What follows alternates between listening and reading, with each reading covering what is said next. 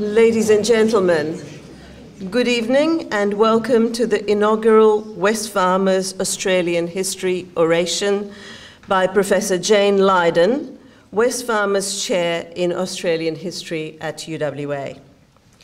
It is the tradition of the University of Western Australia to acknowledge that this university is situated on Noongar land and the Noongar people remain the spiritual and cultural custodians of their land and continue to practice their values, languages, beliefs, and knowledges. Dr. Richard Goyder, AO, Managing Director of Wesfarmers, Professor Paul Johnson, the Vice-Chancellor of the University of Western Australia, Professor Kent Anderson, the newly appointed Deputy Vice-Chancellor, Community and Engagement. Welcome, Kent. Professor Jane Lydon, Wesfarmers Chair in Australian History, university colleagues, guests, ladies and gentlemen. Thank you all for your presence here today and your presence here to listen to what is going to be a very interesting talk by the newly appointed chair, not actually newly appointed, I'm sorry, that's a mistake, by the inaugural chair, Wesfarmers Chair in Australian History. This oration is co-sponsored by the Institute of Advanced Studies and is part of the Institute's Inquiring Minds series. It is being filmed and it will be made available to you and the rest of the world on YouTube. My name is Krishna Sen. I'm the Dean of the Faculty of Arts, and it's my great pleasure to chair the proceedings this evening. I should also point out that this lecture is kind of a preliminary to next week's program at UWA under the title of UWA's Research Week. And more information about the Research Week is available in the foyer and on the UWA website. I will introduce Jane in a few minutes, but for the moment, please join me in welcoming Dr. Richard Goyder, CEO of Wesfarmers, to say a few words.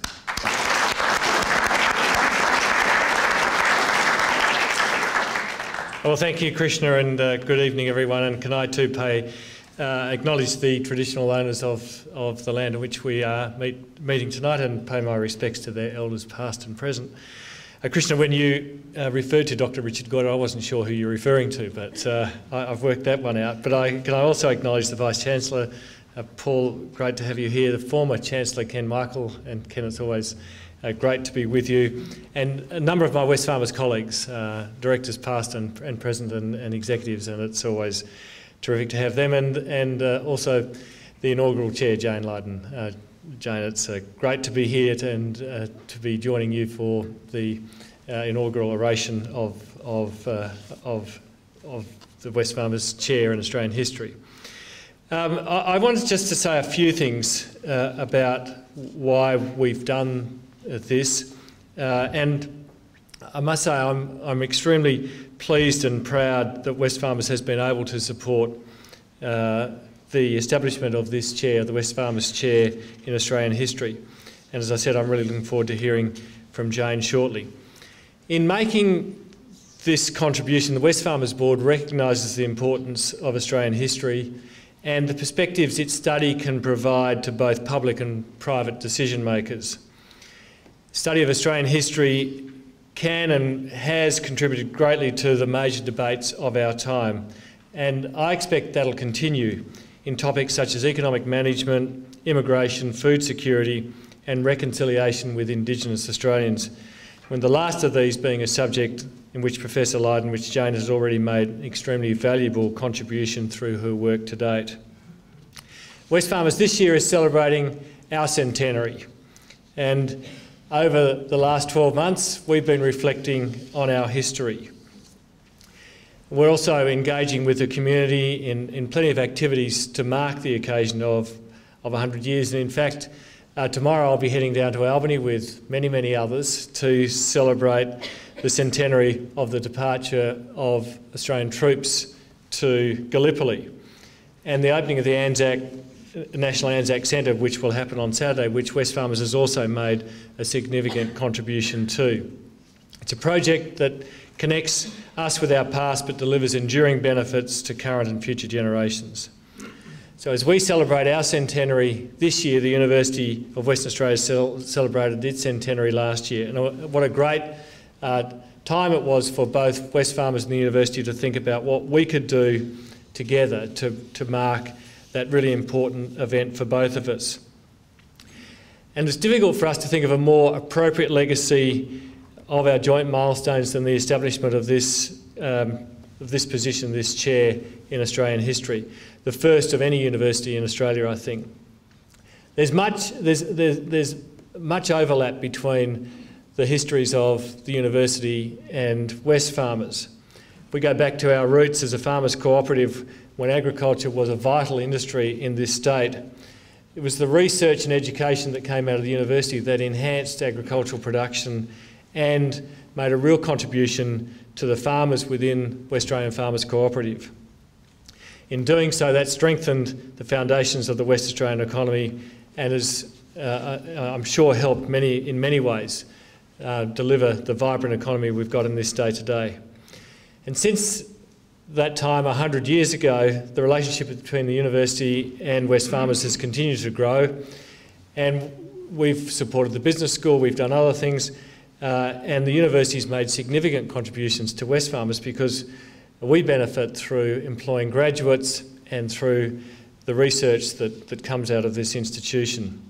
Indeed, many of our current employees are alumni of the university, and I'm the third CEO in succession who have been graduates from the university. And of course, we like to think, Paul, that we had a fair bit to do with the development of your current Chancellor as well, Dr. Michael Cheney.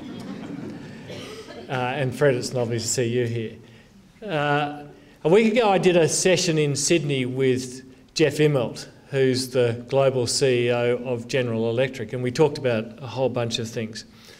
And Jeff was asked by someone in the audience about GE's relationships with universities, particularly university close to its corporate centre in the United States. And his response was interesting. And Paul, I don't want you and your colleagues to get too excited about this, but his response was that GE invests something like $100 to $200 million a year in university research in the United States. And to me, that is a big indication of where the relationship between the corporate sector and universities is going to go in the future, because increasingly we're going to rely on each other. The university is going to rely on the corporate sector to be supporters, and the corporate sector is going to rely on the universities to be the innovators, to do the research and to be the thinkers of the new technologies and new ways of doing business in the future. And I'd like to think that what we've done with the Australian Chair in History is the start of an ongoing, really important, not the start, but the continuation of what is an ongoing and very important relationship between our company and the university. And I'm certainly very optimistic that it'll be one of great mutual benefit. So Jane's been in the role for some time now, but this is the inaugural oration. Jane, congratulations. I'm really looking forward to hearing this. We sincerely hope that you and Tim and your family have a wonderful tenure at the university and a great time in Western Australia. Krishna, can I thank you for your thoughts, your ideas and inspiration in this and making it happen. And on behalf of Wesfarmers, we wish everyone all the best. Thank you very much.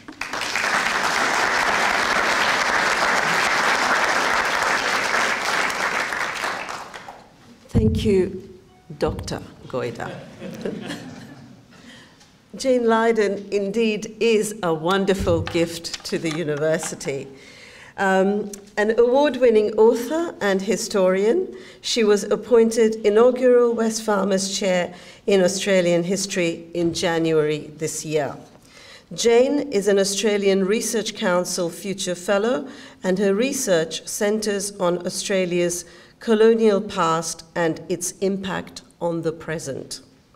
Jane is the author, editor, and contributor to nearly a dozen or more books, and numerous book chapters and articles. I lost count after a while, I'm sorry. Her 2012 book, The Flash of Recognition, Photography and the Emergence of Indigenous Rights, was shortlisted for 3 national awards and won the History Book Prize in the Queensland Literary Awards. Jane's work is not just concentrated in books and academic articles. She does indeed have serious impact, and serious impact in particular in the area of reconciliation, as Dr. Goida pointed out. Jane has worked with many community and industry partners. Most recently, she has been working with 4 European museums: the University of Oxford's Pitt River Museum, the Cambridge University's Museum of Archaeology and Anthropology, the Musée de Quai Branly in Paris, and the Museum Volkenkund, I hope I got that accent right, Lydon, to research their collections of historical photographs and to return them to the Aboriginal communities. This, as you no doubt will recognize, is truly important work in the area of Indigenous reconciliation. Professor Lydon's lecture tonight is titled Defining Humanity: Photography, Humanitarianism and Empire. Please welcome Professor Jane Lydon, inaugural Wesfarmers Chair in Australian History.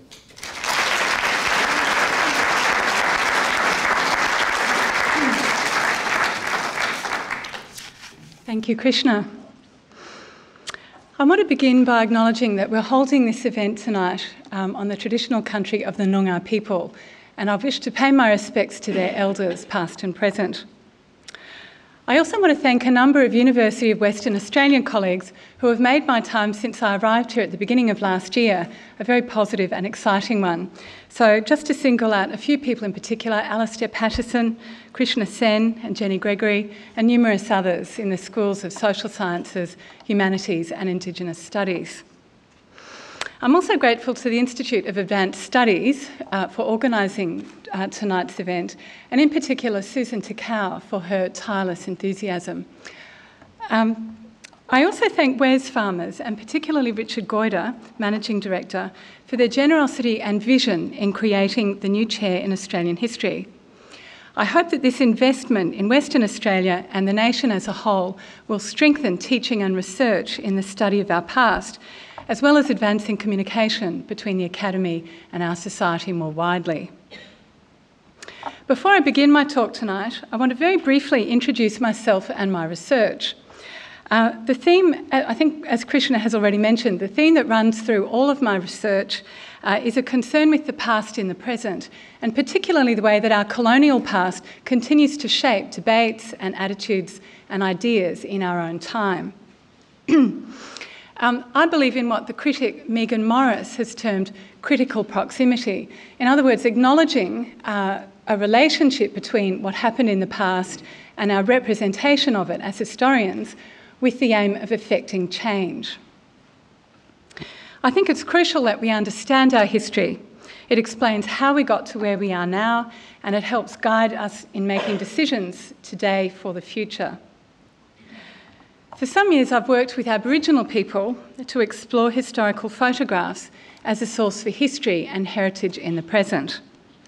For the last few years, as Krishna mentioned, I've been working with 4 European museums to research their collections of photographs that were assembled during the 19th century by travellers to Australia, by scientists, by the curious, and then taken back to the Northern Hemisphere to sit in a range of museums. So our project has aimed to historicise those photographs and restore that past context, which is often missing. And then the second part of our project is to return those images to relatives and Aboriginal descendants. These collections have produced some wonderful stories and have reclaimed lost relatives for families, particularly in the wake of assimilation policies. So just a couple of examples.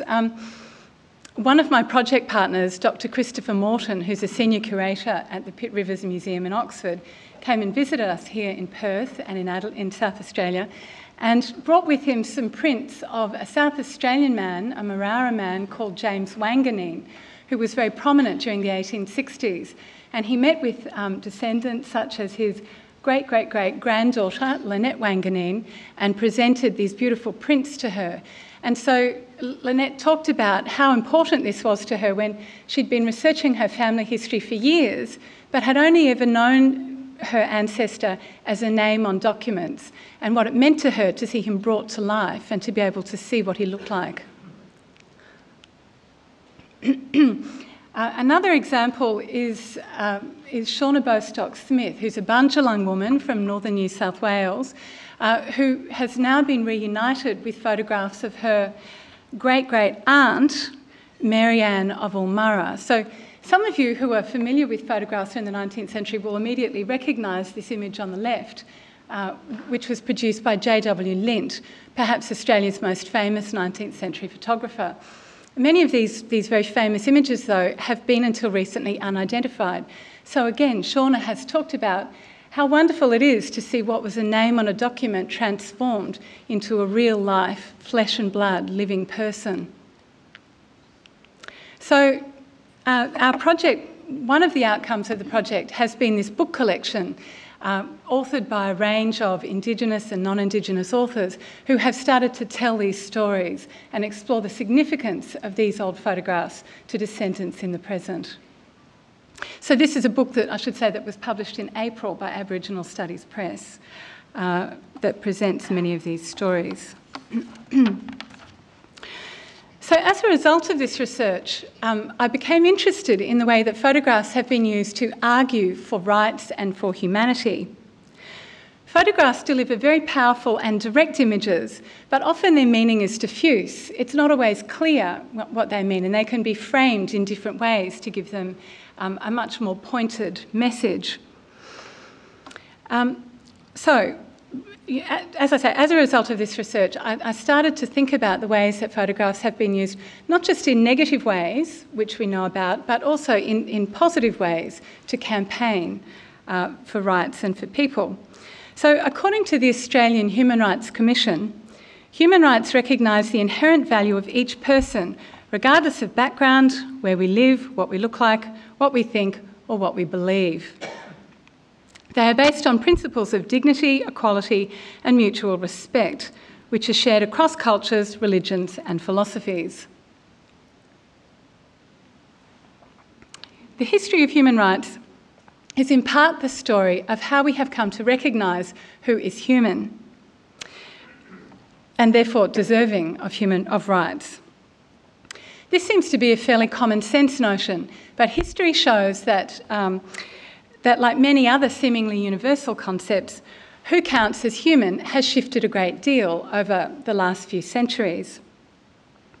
This is one of the strengths, I think, of a historical perspective, to show that these seemingly universal concepts or categories actually change a great deal over time. What seems universal can actually be specific to a period or culture. Over the last 5 or 6 years, there has been an explosion of research into the history of human rights. This research, I think, from my perspective, offers 2 key insights. First of all, we've started to see this history as a process of dialogue between the metropole, so the European capitals of the Northern Hemisphere, on the one hand, and colonial experience on the other. So some of the conventional histories of human rights have talked about the declarations of the late 18th century, and then they jump a century and a half to the 1948 United Nations Declaration of Human Rights, with a kind of silence in between. But now historians are starting to recognise that these debates were conducted in very within national frameworks and around the world, so in relation to anti-slavery or in negotiating relations with Aboriginal people. Secondly, we now recognise that images are a crucial part of this story. They were an important way of disseminating ideas, creating a sense of proximity between people who are far apart, and notions of a shared humanity. So I'm interested in the development of a visual language. What makes us recognise other people and their problems? What makes us act to change the situation? For centuries, observers have noted... Oh, thank you. Observers have noted that to feel empathy with distant suffering, we must somehow be brought close to its victims. Many historians have argued that humanitarian narratives developed during the 18th century as part of a culture of sentimentalism and the growing moral expectation that one should care about others. So this is new. Often, in inciting these kinds of these emotions, these sympathies for others, stories were told that involved the suffering body. So this became a common bond between the listener or the observer and the victim. A detailed description would arouse sympathy, which would in turn prompt action. Of course, as we know, things are never so simple. So even in the 18th century, there were concerns that people would expend all of their sympathy on the representation. They would feel sorry for the person in the story, but never go beyond that to act. And that there were also concerns that some people would even enjoy these accounts in what is sometimes termed a pornography of pain. So it's clear that such sympathy also has its constraints, and some people have argued that humanitarianism itself is very limited in what it can do to help others. However, I think there's also a lot of historical evidence to show that photographs have often been used very effectively as tools in the hands of campaigners. So, for example, the Congo Reform Association, which started in 1904, exposed abuses of labour in King Leopold II's of Belgium's Congo-Free State, making use of photographs of atrocities such as the mutilation of children. So this is a very successful campaign, and it was remarkable in a number of ways. A number of very high-profile intellectuals joined the campaign. So people like Mark Twain wrote a book, a bitter political satire called King Leopold's Soliloquy, which purported to represent King Leopold musing on his ups and downs over the course of the campaign. And as part of this narrative, Leopold reflects on how dangerous the camera has been to him in exposing the abuses that have been carried out. So here we see an engraving on the left in Mark Twain's book.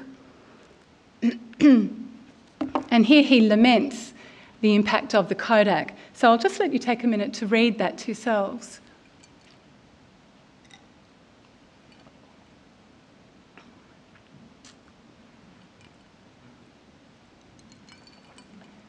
So he refers to the incorruptible Kodak, the only witness he couldn't bribe. And in fact, as the reader turned the page of this book, he then encountered a very confronting image, which I'm showing you, which showed some of the effects of King Leopold's regime. It showed people who had been unable to meet the rubber quotas and who therefore had had one hand severed. In addition, Leopold's regime of terror was accused of being a crime against humanity, and this is a radical new conception of an international political community that transcended sovereign law. This campaign was tremendously successful in mobilising support in Britain and North America, and in 1908, the Congo Free State passed out of the absolute rule of King Leopold and was taken over by Belgium as the Belgian Congo. So for the first time in this campaign, photography, often in the form of lantern slides that were shown by missionaries and other people in lectures, became an important tool for these activists, symbolising African slavery via atrocity images such as the neck-chained African prisoner. So here on the right, we see another kind of image that was circulated with great effect. We now move to West Australia, also in 1905, and to another imperial scandal. In 1904, the Western Australian government commissioned a Royal Commission inquiry into the administration and treatment of Aboriginal people, headed by Walter Edmund Roth, who was at the time a Queensland administrator and an anthropologist. This report documented terrible conditions for Indigenous people, particularly in the remote northwest. It presented the shockingly graphic testimony of Aboriginal witnesses who told of the terror and violence Aboriginal people were subjected to in their own country and their vulnerability to burning, shooting and rape by police. The report's graphic evocation of human suffering caused a huge controversy in both Australia and Britain. Many Australians were horrified and saw the report as a reflection upon a new sense of national honour following Federation in 1901.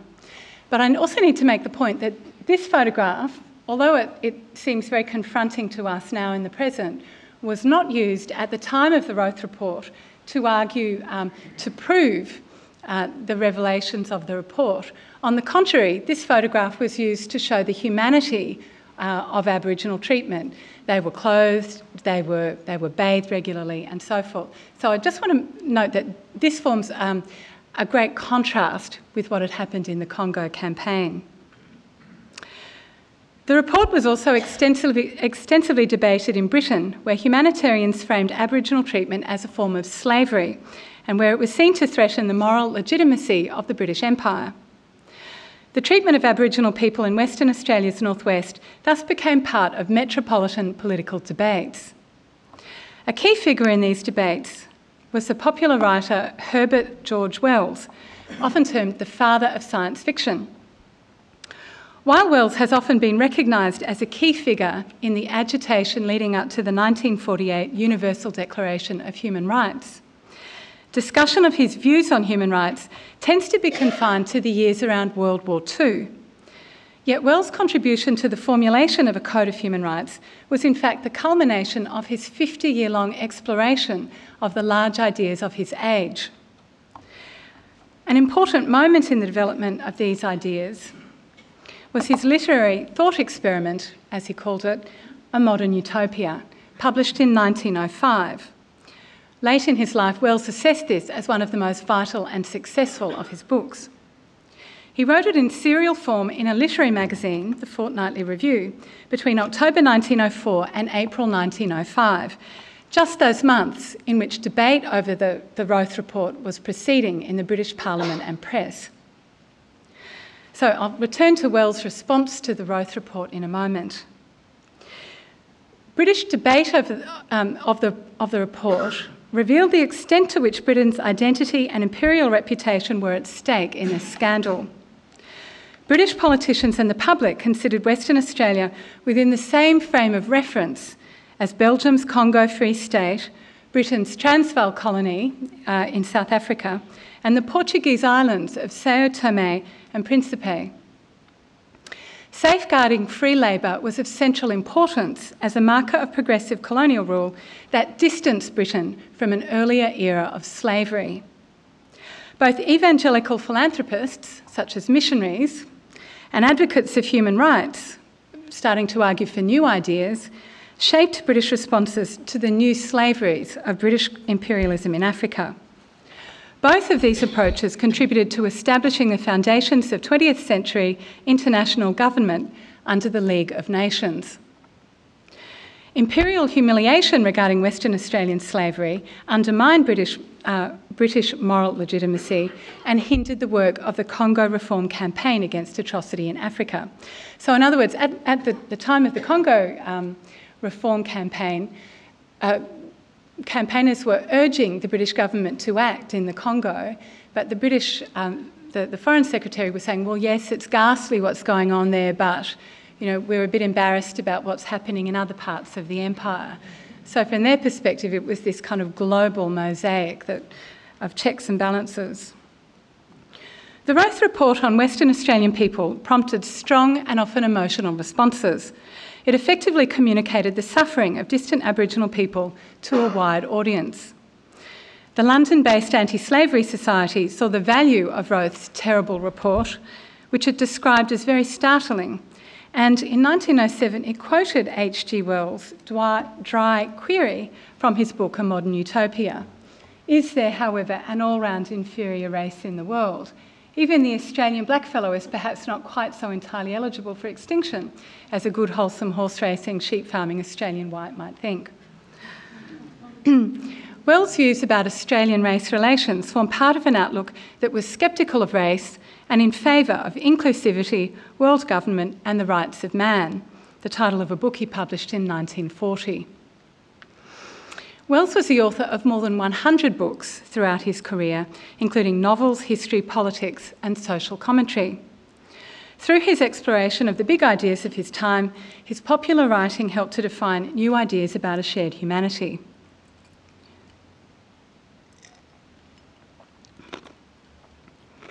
Wells commanded tremendous influence as a public intellectual, whose writing, and later on his work in radio and even film, commanded a wide popular audience. Central to Wells' life work was a conception of a new global community in which participation was determined by merit and purpose, regardless of race or class. From his earliest futurist works, written during the 1890s as a young man, he argued that rapid technological change around the globe, especially in communications, would inevitably produce a single human community. A key implication of this vision was that humanity had a new capacity to transcend inherited inequalities of class, privilege, and eventually race. Wells' views about race have received little attention from scholars, but they form a key element of his book, A Modern Utopia.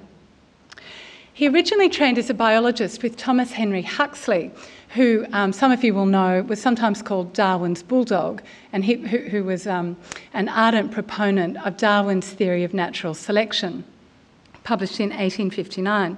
So later in life, Wells considered that this early contact, as a young and receptive mind with these theories, spurred his preoccupation with the future.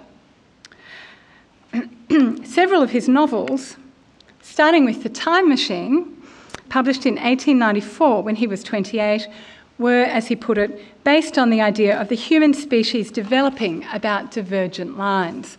So this is not a historical photograph, obviously, but relates to a later work. Those of you who have read the novel will know that it's about what might happen if humankind continued to develop and evolve in two different directions. So it was really about degeneration and these two different ways that humankind might go. 3 years later, his novel The War of the Worlds examined what would happen if a superior alien race of Martians treated humankind in the way that British colonists had dealt with Australian Aboriginal people. So a few people have commented on this. In his preface, Wells says he decided to explore what would happen if aliens invaded Earth in the way that the British had invaded Tasmania. But interestingly enough, the novel ends by reversing what actually happened in Tasmania. So as you know, in Tasmania, Indigenous people contracted disease from the British, influenza, tuberculosis. They were very susceptible to these introduced germs, and that was very damaging and had a great impact on population. In War of the Worlds, however, it's the invaders who catch a cold from the Earthlings. So once again, the British Empire triumphs. A Modern Utopia was a fictional study of how to create a world state in a form that Wells termed the New Republic. The novel followed two travellers from Earth who were catapulted into a parallel world in which human life around the globe was a single unit. The novel's 10th chapter, which is titled Race in Utopia, was written at the same time the Roth Report was being debated and fulminated against the idea of race. In it, Wells exclaimed, "And just now the world is in a sort of delirium about race and the racial struggle." He predicted that these new arbitrary and unsubstantial race prejudices will certainly be responsible for a large proportion of the wars, hardships and cruelties the immediate future holds in store for our Earth. Wells was also reading new sociological work that was beginning to challenge popular biological theories of race. As a public intellectual, he brought his professional training to bear on these mainstream debates and disseminated expert arguments into the public domain. He cited contemporaries who had started to argue that all races are complex mixtures of numerous and fluctuating types, such as Joseph Denneker's The Races of Mankind, commenting that from that book we may learn the beginnings of race charity. And he pointed to photographic portraits as the basis for seeing a universal humanity, arguing that, and I'll just let you take a minute to read this.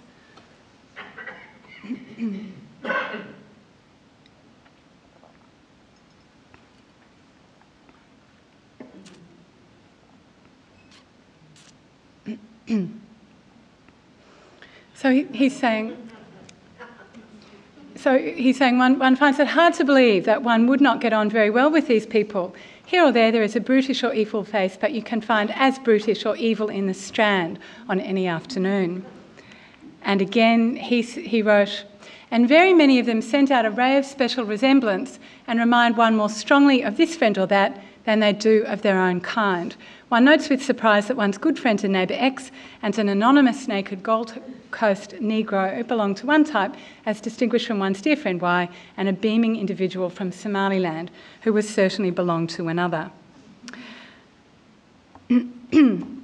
Wells provides a significant example of how empathy may be prompted through picturing a shared humanity. Many have focused upon the visual strategy of documenting the violation of human rights and the role of shared witnessing in mobilising concern. So, for example, in the case of the Congo campaign. Yet in contrast to this atrocity genre is an alternative way of seeing. What Wells called a ray of special resemblance expresses a universalising view of humankind that underlay his work throughout his career and formed the basis of the ideas about human rights he was to work on in later years. As a kind of imperial guidebook, The Living Races of Mankind was aimed at a popular audience, illustrated with what the editors called the absolutely trustworthy products of the camera. So again, expressing this profound faith in the medium as a kind of proof. One reviewer of the book, Otis Mason of the Smithsonian, noted the nearly 700 photogravures, which he termed far more trustworthy in ethnology than any drawing can be, and concluded that the authors are in love with their kind. This is precisely how Wells responded to the collection. So here we see another route to asserting a shared humanity through picturing likeness between far distant people. Wells concluded by questioning whether there was any such thing as an inferior race, asking ironically, as I've already quoted, is there, however, an all-round inferior race in the world? That passage concludes when he wrote, we are supposing that every individual alive on earth is alive in utopia, and so all the surviving blackfellows are there. Every one of them in utopia has had what none have had on earth, a fair education and fair treatment, justice and opportunity. Wells was to reiterate these views on race, first expressed in Utopia, throughout his subsequent career. In 1906, his travel essay, The Future in America, following his first trip to the United States, included a chapter on the tragedy of colour, which sympathetically explored the problems of African Americans, drawn in part from his meeting with Booker T. Washington. He was subsequently involved in the debates leading up to the 1948 Declaration of Human Rights. Many histories of human rights begin the Declaration's story with the San Francisco Conference of 1945, where, in reaction to the atrocities committed during the Second World War, and namely the Holocaust, the promotion of human rights was included among the purposes of the United Nations. Yet already in the early stages of the war, prior to the Holocaust, Wells had already initiated a public campaign as a matter of international concern. He drafted the original Charter of Human Rights for discussion under the chairmanship of Lord Sankey. So in fact, Wells had originally chaired a committee tasked with producing a code of human rights. But in one of his early, sort of kicking off his newspaper campaign, one of his early articles violently attacked Chamberlain and another prominent Conservative politician. So a number of members, the more conservative members of the committee, threatened to resign. So in order to save face, Richie Calder proposed that Sankey assume the chairmanship, which enabled the others to save face and remain on the committee. However, they continued to hold meetings at Wells' home, and he was a kind of de facto chairman of the committee. So the final draft was published as a series under the title The Rights of Man in the newspaper The Daily Herald, and as I've noted, a book in 1940. Subsequently, the Universal Declaration of Human Rights was adopted by the United Nations General Assembly in December 1948. So, in conclusion, if we examine the crucial early years of the 20th century, we can see a transition from the Victorian era's tactics of anti-slavery to the rise of labour law and human rights under international government. It is striking that photography emerges as a means of communicating ideas and campaigning against injustice over these years, a step enabled by new technologies allowing the mass circulation of photographic imagery. Images of atrocity were used to witness suffering and picture the violation of human rights. However, photography has also shown us unity in the diversity of race, gender, age and culture, such as when H.G. Wells pointed to a picture gallery of humanity to condemn injustice and assert a cosmopolitan vision of humankind. Thank you.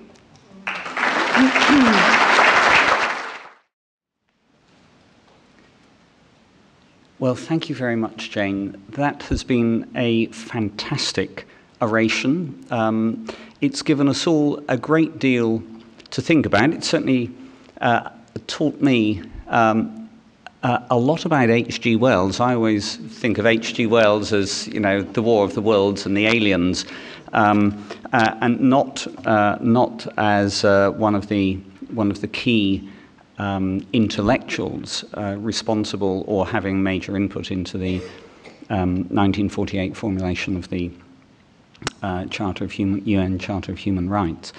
But your lecture has, for me, sparked, I suppose, a number of really interesting reflections, particularly about the use of visual images and photographs. I thought, for me, one of the interesting things was the way in which you were showing us how photographs, racially typed photographs, were used in a very positive way by Wells and others, which is, and in a sense, a form of photographic physical anthropology, in a very different way to the manner in which eugenicists used a similar set of photographs to argue a case about the degeneration of certain races and the superiority of others.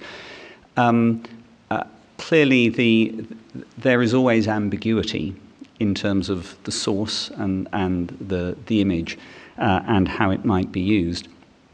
So I found that was something that for me was most unexpected. But the most significant thing that I've taken away from your talk is actually about the crucial importance of technology. I have always thought of what is often described as the Enlightenment project, that development from Rousseau and Montesquieu and Tocqueville through to, the Declaration of Human Rights and the broad set of, I suppose, moral values that pervade much of public discourse around the world, certainly around many parts of the world today, as being almost divorced from other developments, particularly technological developments in the world. We tend to think of that development of human rights as being something cerebral. It's, key thinkers and writers write their books, others read, and so, over time we have adjusted our views. But actually what you've pointed out is that a process of historical change, which, yes, is in part about the thought world in which we live, but in part it's also about the physical world in which we live, which has been profoundly influenced by technology over the last 300 years, a period of the fastest technological change we've ever experienced. And so the way in which we think about the world, we articulate those grand views, I suppose, is itself fundamentally influenced by technology. It was in the past, and it is still today, and particularly by visual representation. Just now in Hong Kong, there are thousands of students on the street protesting. 25 years ago, there were thousands of students protesting in Tiananmen Square. It is inconceivable, I believe, that if there were not mobile phones and everyone was now a photographer and a video recorder, I think it inconceivable that we would still have the protesters on the streets of Hong Kong. Technology here has changed the way in which people can articulate their views about the ideal world in which they would live.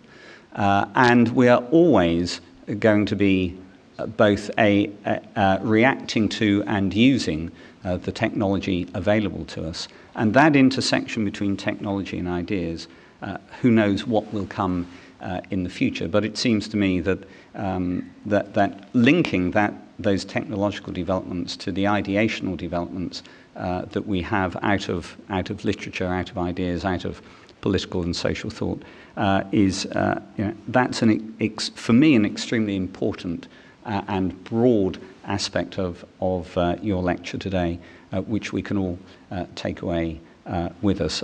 It will certainly lead me to reflect more on the extent to which technology can serve us in multiple ways and in a number of, as it were, abstract ways as we develop our political sentiments around the world.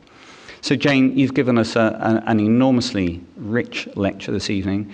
We are indeed fortunate at this university, both that Wesfarmers has generously provided the support to endow this chair in Australian history, and that you have agreed to be the inaugural holder of the chair. So Jane, thank you very much. We look forward to many years of continued and wonderful historical research.